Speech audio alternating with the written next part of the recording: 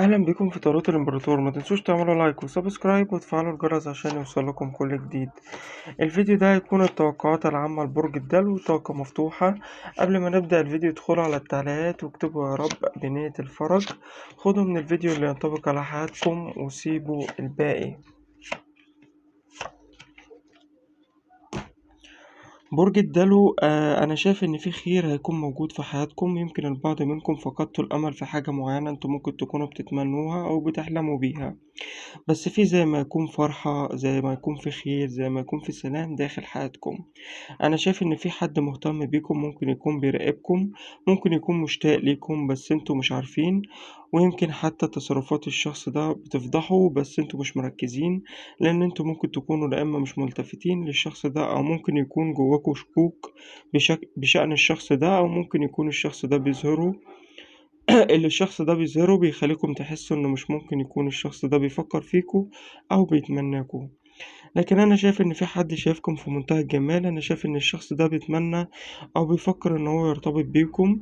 أنا شايف إن الشخص ده ممكن يكون بيدعي إن انتوا تكونوا من نصيبه. يمكن الشخص ده يعني مصدق إن هو لقاكوا، مصدق اللي هو لقاكم، وحاسس إن انتوا فيكم حاجة مختلفة أو حاجة غير الناس، حاجة حلوة يعني غير الناس. سواء كانت العلاقة دي كراش أو علاقة حب أو حتى متجوزين، أو ممكن يكون انتوا سنجل وفي حد متابع أخباركم أو منجذب ليكم.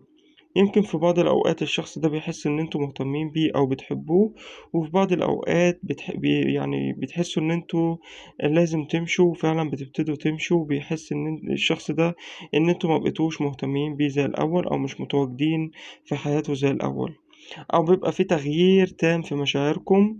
ده لأنكم في أمور كتير انتوا بتجهلوها ما تعرفوش عنها حاجة، بتخليكم يمكن حاسين إن الشخص ده مش بيحبكم أو مش بيقدركم أو مش مهتم بيكم، في حين إن الشخص ده كتير بيراقبكم، كتير يمكن بيحاول يعرف أخباركم، بيحاول إن هو يقرب ليكم، بيحاول زي يعني يستكشفكم. يمكن الشخص ده في حاجة فيكم بتمثله، يعني زي السلام أو الراحة النفسية للشخص ده اتجاهكم. يعني انتوا بتمثلوا للشخص ده السلام والراحة النفسية، زي ما تكونوا انتوا جيتوا للشخص ده في وقت هو ما كانش متوقعه. انا شايف كمان ان انتوا ممكن يكون عندكم فضول، وممكن تكونوا بتراقبوا الشخص ده انتوا كمان، ويعني وبتتابعوا اخباره. بس غالبا الشخص ده يعني مش ظاهر ليكوا يعني كمية اهتمامه او كمية مشاعره اتجاهكم. بس انا شايف ان الشخص ده شايفكم اجمل حاجة في الدنيا. انا شايف كمان ان في كتير منكم يعني مقيدين، تعبانين، ثقتكم في نفسكم مهزوزة، ثقتكم في نفسكم مهزوزة. يمكن حاسين ان انتوا اللي بتحلموا بيه مش هتلاقوه. يمكن حاسين ان مفيش حب ما بينكم وما بين الشخص معين، او في بروك في العلاقة، او يمكن مفيش نفس الانجذاب او نفس الحب اللي جواكم ليه.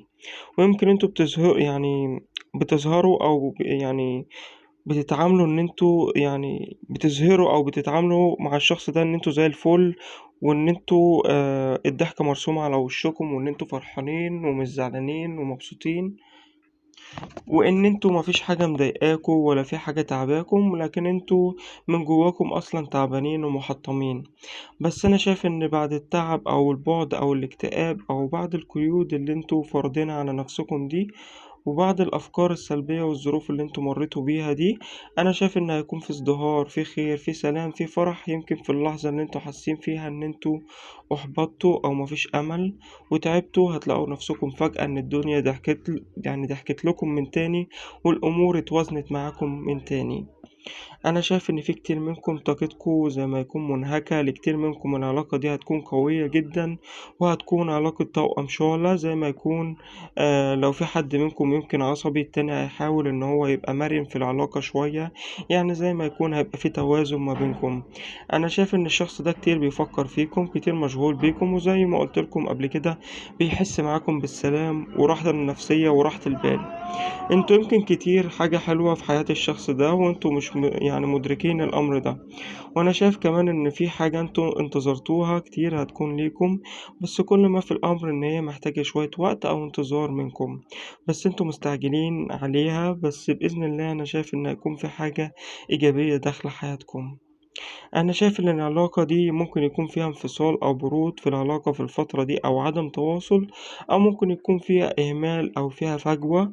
وممكن كتير الشخص ده بتحسه بطاقته إن هو بيحبكم وفجأة بتحسه إن هو بعيد عنكم.